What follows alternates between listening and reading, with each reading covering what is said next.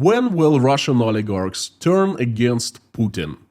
This question everyone's been asking since the start of the invasion in Ukraine in 2022. The oligarchs have had a lot to lose. Their fortunes are at stake. Wealth, companies, assets, bank accounts all over the world, yachts, real estate. The war has put that all under direct risk. And they have lost a great deal already in the last 3 years. Applying normal logic, Russian oligarchs should oppose the war and force Putin to end it as soon as possible. And that's where everyone is getting it wrong. Instead of Russian oligarchs standing up to Putin and saying no to his war, Russian president has started purging the oligarchs instead. There have been imprisonments, confiscations, and even deaths. In this video, I will explain how Russian oligarchy works and when Russian oligarchs unite and move out and stop the war, if they ever do that. First things first, this is an important video today because a lot of people get this fundamental principle about Russia dead wrong. I am asking you to share this video in your social media accounts. It is that important. Most think that money runs Russia. And if you live in the West, you are used to this concept of money running your country. It's normal. Money, wealth is the ultimate goal of anyone in capitalistic economy. Businessmen create products and compete for consumers. The better the products, the more they sell, and therefore the more they profit. That is the foundation of the economy. Without businessmen, there's not much else. As they pay taxes, they create tax revenue that state runs on. Businessmen are number one. And the politicians in democratic countries, their powers are greatly limited. They can't enrich themselves through making policies, making decisions. In other words, through politics. At least they cannot legally. In Russia, on the other hand, you know what? Let me summarize and tell how Russia works at the end of this live stream. So please watch it until the end. Now, I want to inform you of what has happened to Russian oligarchs in Russia in the last 3.5 years.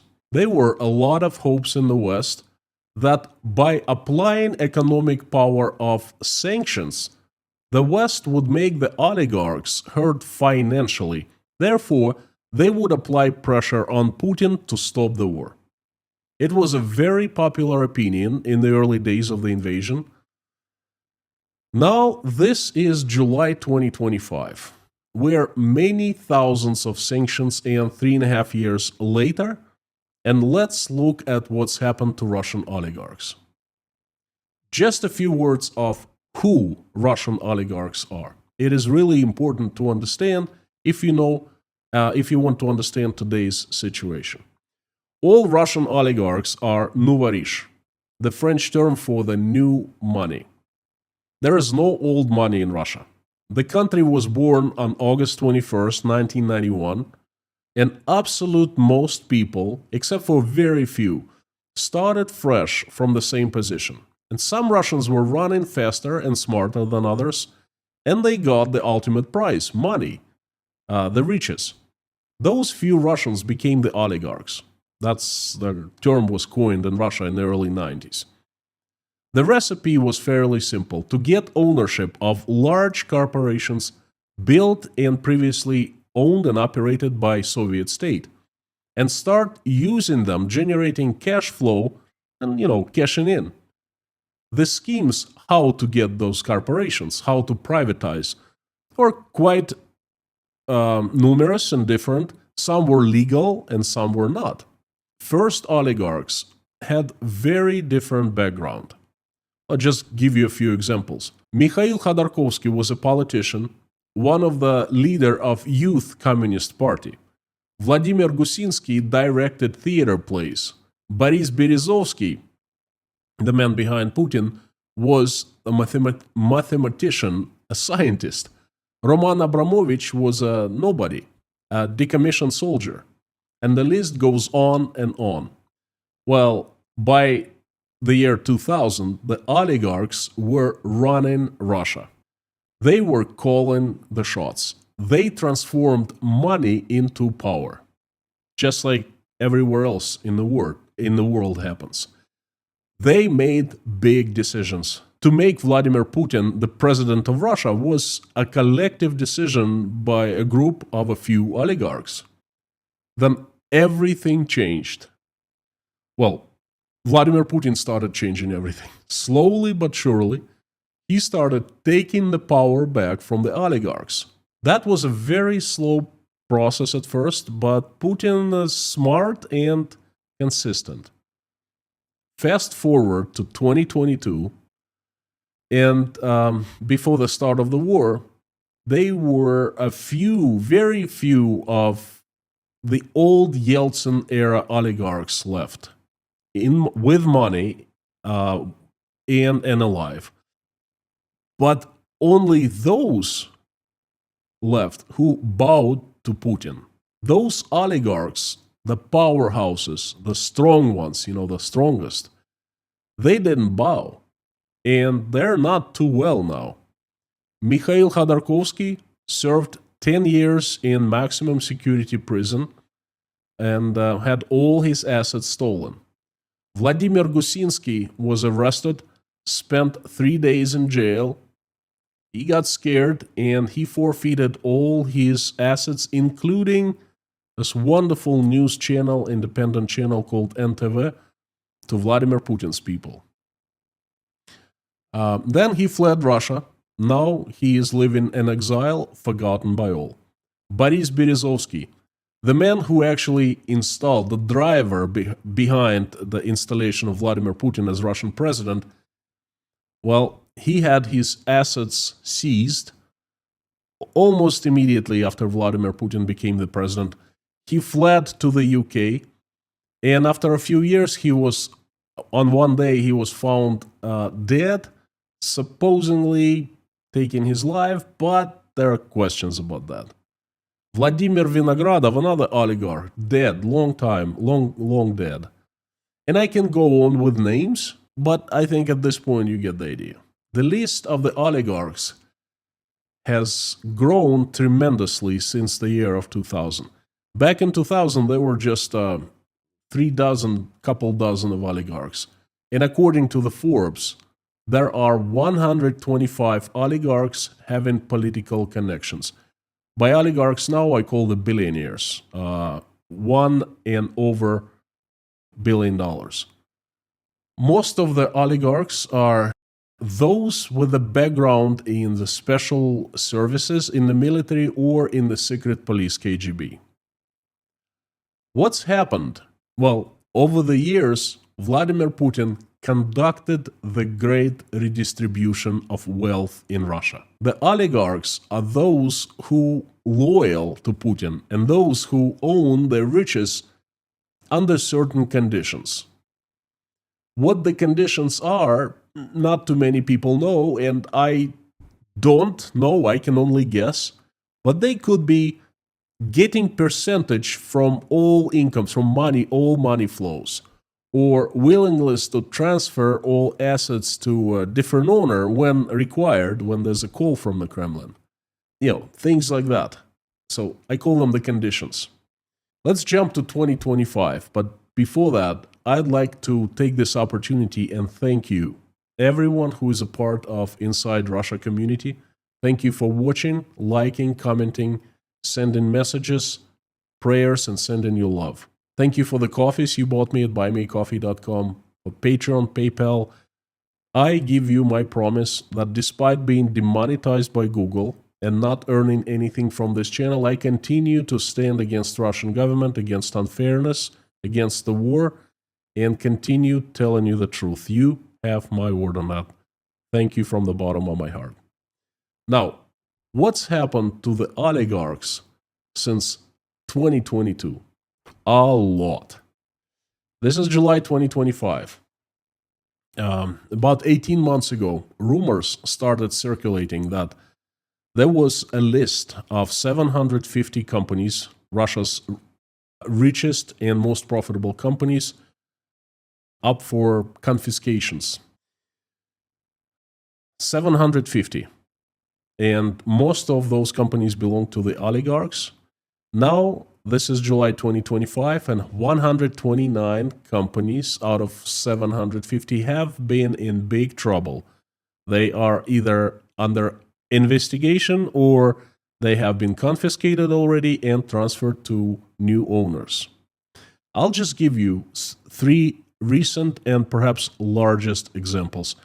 A company called Glove-Produkt, one of Russia's largest producer of canned foods. The industry, food processing. The owner, American company called Universal Beverage. The owner, Leonid Smirnov, and he is also the founder. He founded the company and he developed it into one of Russia's largest. Status right now, placed under temporary state management by the special presidential decree in October 2024, and then Moscow court transferred all assets and ownership of all assets to the state just a few days ago in July 2025. The reason? Owner, American company. Although it's located in Moscow, that's a sin in Putin's Russia. Example number 2, Domodedovo Airport. If you ever visited Moscow and flew in, the chances are you've been to Domodedovo Airport. The industry, infrastructure, and transportation, and the former owner, billionaire Dmitry Kamenchik. I remember the first time I was in Domodedovo in 1996. It looked like a warehouse.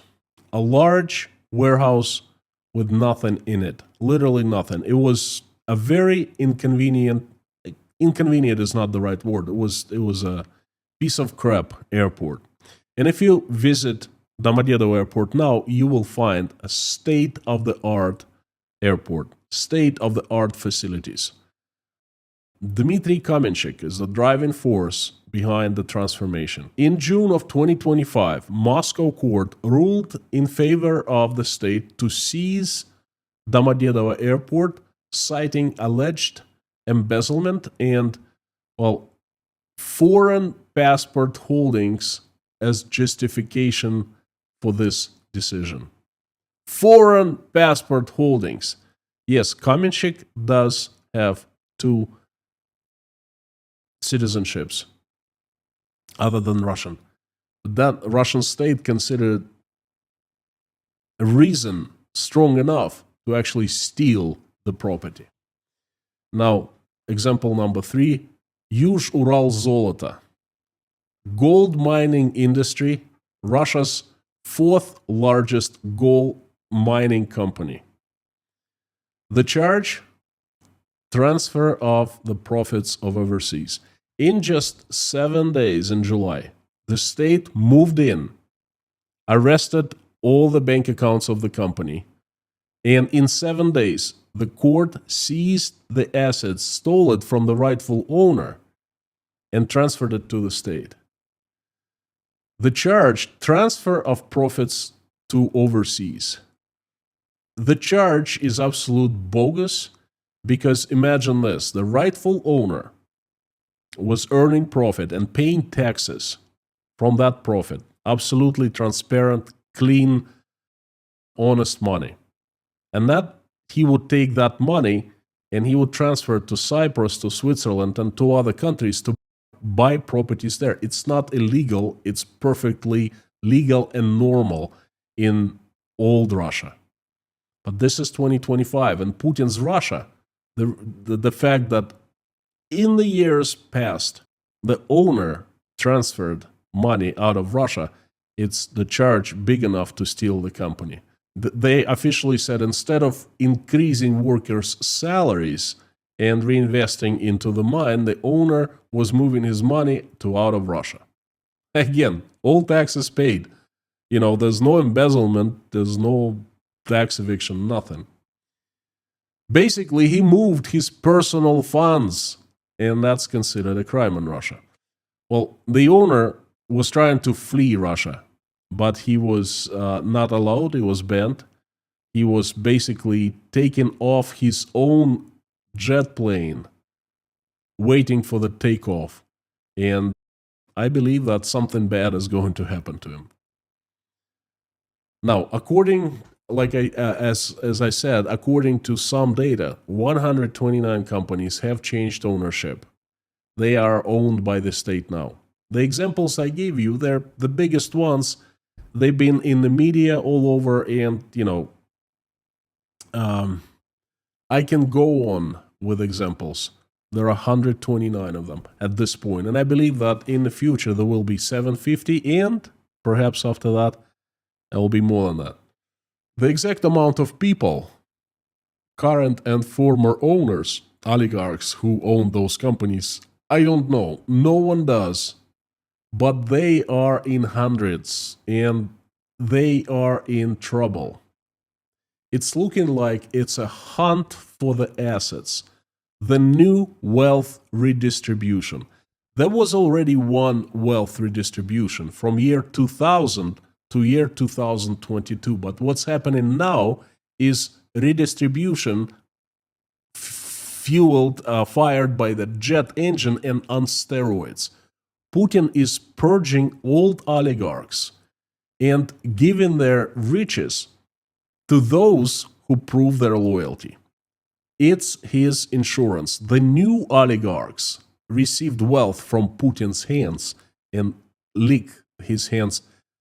They understand they might lose it all if Putin is gone. That way, he wants to ensure they will fight for him until the end. There have been 3 milestones in Russia recently, in the last months and days.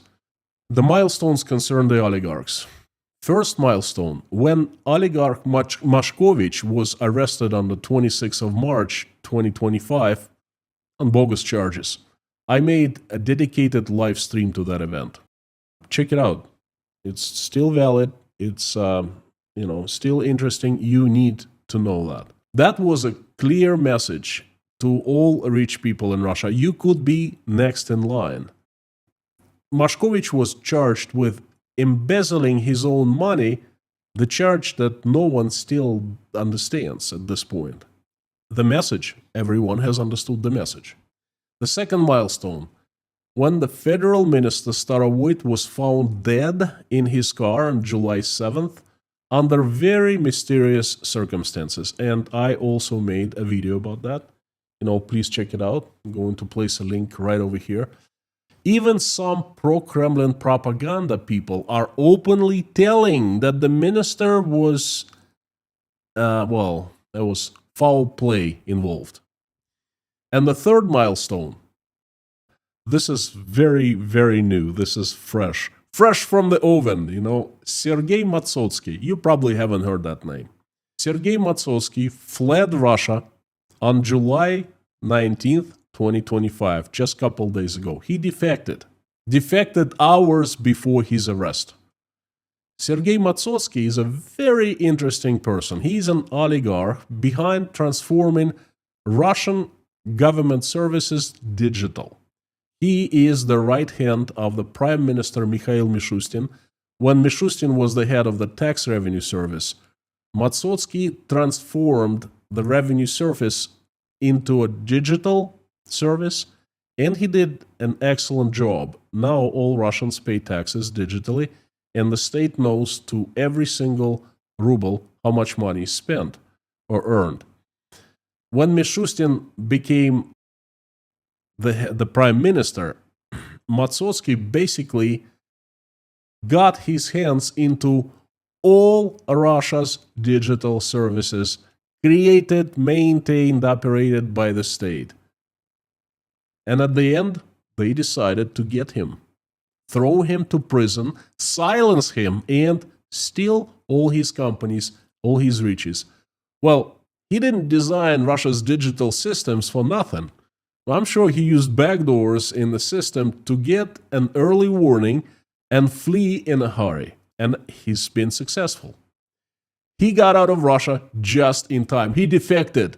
And I'm sure both CIA and the MI6 are now welcoming him with their arms wide open. He's got some state secrets, I'm pretty sure of that. News like that come out of Russia every single day. I find this an absolute important milestone. It shows that the fleeing has become, people started defecting. Those people on the very top. Perhaps Starovoy just didn't do it on time. He didn't have enough time.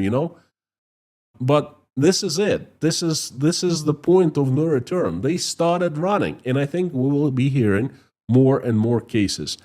And by the way, if you want to stay informed of what's currently happening in Russia, consider tuning to Patreon account of Inside Russia, where every day I select 9 news that I find important and make them available to patrons at patreon.com. 9 news every day, 6 days a week, 54 news every week. You will find information that is important, that matters, and cannot be found anywhere else in the mainstream media. Just like with Sergei Matsovsky, I'm pretty sure you're hearing about him here, because you will not find this information anywhere in Russia and in foreign mainstream media. So, Patreon account of Inside Russia, I'll have a link in the description of this video and in the pinned comment. Please check it out. Things are not looking well for Russian oligarchs. They are under assault. Their assets, once their strength, now is their weakness.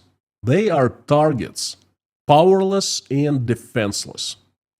Remember, in the beginning of this live stream, I told you that in the West, the businessmen are number one. They are pulling the economies and the societies. Honest money making lays a strong foundation of any country. And everything else comes secondary, including politicians. That's the Western model. We are the people on top, okay? Everything else just to serve the people. That's why in the West, when a politician starts acting irrationally and it starts hurting economy, the rich stand up and remove him from power by legal means, and there are plenty. Because money in the West creates power.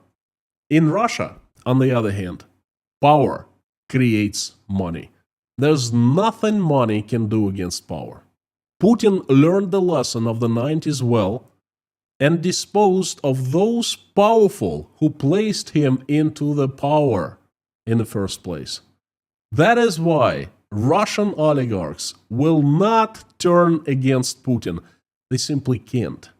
Putin has the siloviki, the agencies he created and empowered with the purpose to defend him, to crush the oligarchs when needed. He knew the day would come, and that's why he weakened and weeded out the oligarchs, old oligarchs, the powerful ones, as much as he could. They will not turn, not in this life. Right now, they are considered food for Putin's servants. The KGB, the police, the prosecutor general, the investigative committee, etc. Even if the oligarchs wanted, they couldn't do much. The best they can do now is to run away from Russia successfully. And you know what? Not all of them can do that. I showed you a good example. Now, who can unite and stand up and turn against the president? And most likely, they will turn against Putin. They are the power agencies, the siloviki. Yes, this very same people who are feeding off the oligarchs right now because they have tasted the blood. And guess what? One day they will run out of food. And I think that day is not too far ahead. The time will become right one day. And they will turn around. And I think Vladimir Putin knows well. He knows his risks. He knows the possibilities. He knows the opportunities for the siloviki, and they are opportunities. And I think he's very nervous of that, perhaps even scared. And just before I finish, a small thought, some food for thought for you. Some oligarchs, few, but there are, the shrewd ones, the clairvoyant ones, have created private armies. They understood well that in Putin's Russia, the only currency is power, strength and power. And that is something I'll be talking about in the following videos. Please stay tuned. Carthago delenda est.